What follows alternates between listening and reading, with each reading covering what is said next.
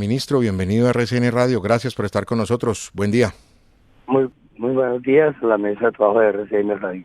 Ministro, en las últimas horas hemos escuchado que usted está tratando de encontrar de la mejor manera, de encontrar el consenso que permita, insisto, de la mejor manera, tener un cambio en la metodología con la cual se calcula el precio del galón de gasolina en Colombia. ¿Esto va en contravía de lo que ha expresado la ministra de Minas, Irene Vélez, desde Portugal en las últimas horas también? No, de ninguna manera va en contravía. Es una mesa de trabajo que había empezado antes de que yo llegara, había empezado a trabajar y que ahora vamos a consolidar, incluyendo a Ecopetrol y la Comisión de Regla Fiscal. La Comisión de Regla Fiscal se ha pronunciado al respecto y creemos que hay que llegar a una mirada de fondo con todas las aristas para llegar a soluciones, a las mejores soluciones. El papel que va a jugar Ecopetrol, usted nos dice que va a entrar en este momento en lo que se está estudiando y en lo que se está definiendo. ¿Cómo podríamos lograr que Ecopetrol entre en esta ecuación y salga bien? Pues es que Ecopetrol es la principal empresa involucrada en el tema. Es la que produce petróleo, la que importa petróleo para refinar, es la que maneja las refinerías y es la que vende la gasolina en el país.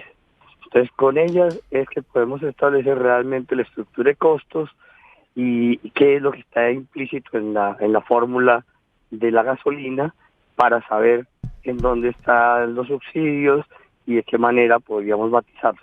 Entonces, sin ellos no hacemos nada. ¿Cuánto tiempo podría demorar esta mesa, estos diálogos y este consenso que se está buscando, ministro? Pues, primero, en el acercamiento es ponernos de acuerdo en temas metodológicos, dónde están las cifras, identificar las cifras y con base en eso buscar alternativas.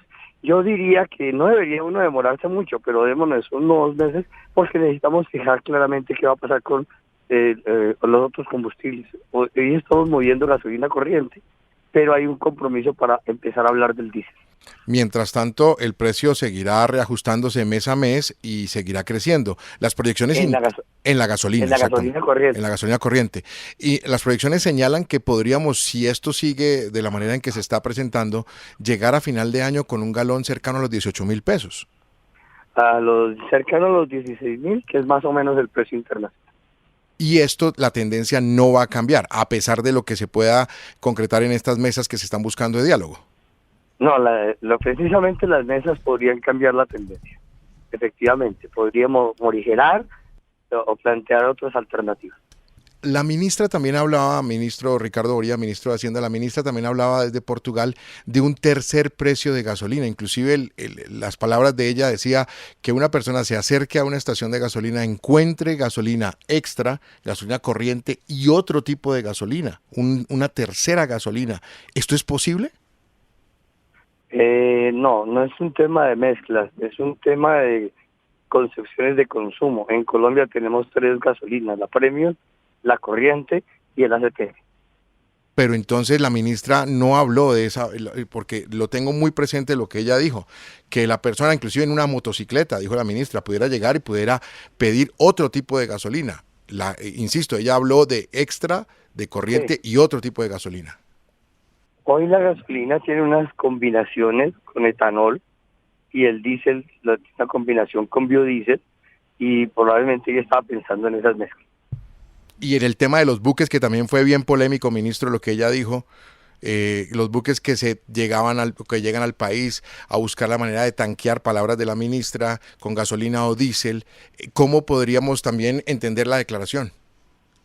La declaración es muy precisa, ella ha identificado grandes consumidores y esos grandes consumidores que hoy vienen, compran gasolina y la están pagando a precio subsidiado y ellos no necesitan de ese subsidio. Entonces es también identificar quiénes son esos grandes consumidores.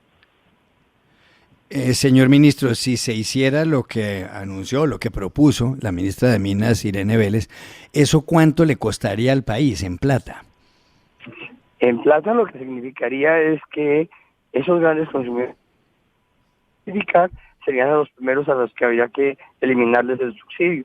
y a los demás irlos reduciendo gradualmente. Pero ese es uno de los temas a revisar. Ministro, le cambio el tema. Nuestro tema del día de hoy tiene que ver inclusive con lo anunciado por la DIAN. Los evasores, los morosos de impuestos podrían estar o ir mejor a la cárcel. Inclusive se habla de penas entre 49 y 108 meses que podrían enfrentar. ¿Cuál es su visión al respecto de esto que se ha conocido en las últimas horas en un trabajo, como lo explicábamos en esta mesa de trabajo, en esta mesa con la Fiscalía, donde se va a buscar que los evasores y los morosos de impuestos paguen penas de 49 a 108 meses de prisión? Pues hasta ahora lo que entiendo es que la DIAN ha hecho un trabajo persuasivo para que los morosos y los grandes evasores se acerquen, declaren y paguen. Eso viene discutiéndose hace rato, que el sistema persuasivo funciona hasta cierto límite y que llega un momento en el cual hay que ponerle dientes mayores a la capacidad de fiscalización de la DIAN. Esa es la discusión que hay ahí, que utilicemos dientes mayores y esos dientes son los de llevarlos a penas mayores. Ministro, ¿en qué países de la región hay cárcel para los evasores de impuestos? Yo diría que el ejemplo que toma el director de la DIAN es un ejemplo simbólico y es Al Capone. Al Capone cayó en Estados Unidos no por jefe de la mafia, sino por deudor de impuestos. Ministro, le cambiamos de nuevo de tema para preguntarle cómo estuvo, o si no lo hubo, o si lo hubo, el empalme con el ministro saliente de Hacienda, con el doctor Ocampo, sobre todo por lo que se vio con el tema de del nombramiento del nuevo gerente de la Federación Nacional de Cafeteros. ¿Cómo hubo alguna conversación entre ustedes? ¿No se habló nada?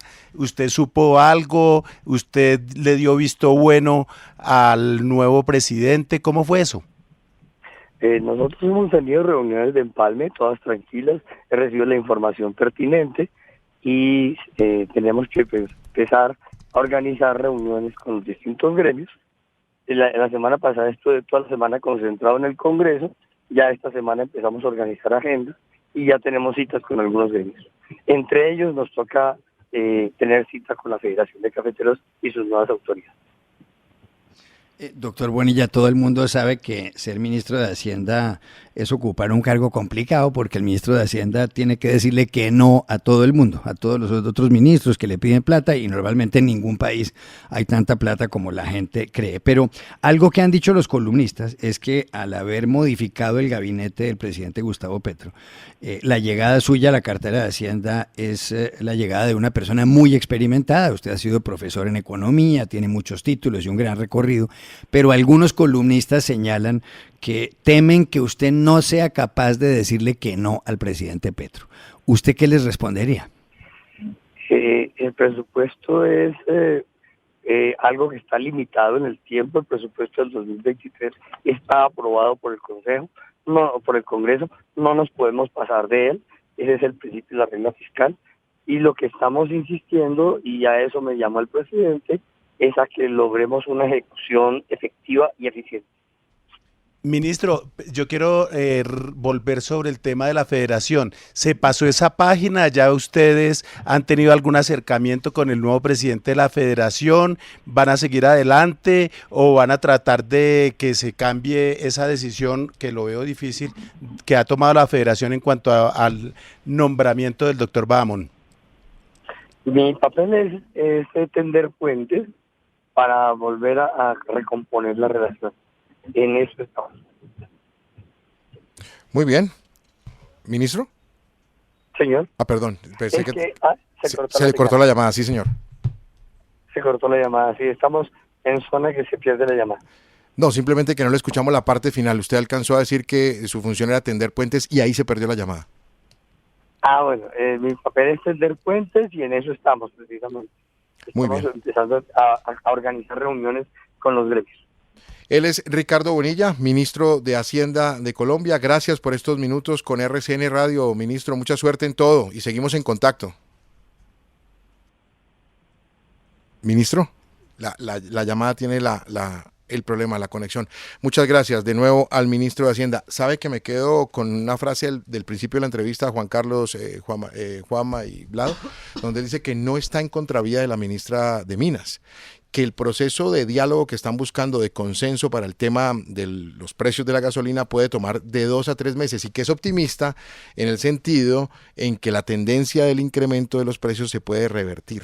No, y me parece que está bien, que es como se tienen que hacer las cosas, hablando, no imponiendo decisiones unilaterales o en consultas, y así como empezó, terminó la entrevista también, diciendo que está hablando con los gremios, tendiendo puentes y tratando de reconstruir, de rehacer, de revincularse con los gremios y de recomponer la relación con la Federación Nacional de Cafeteros.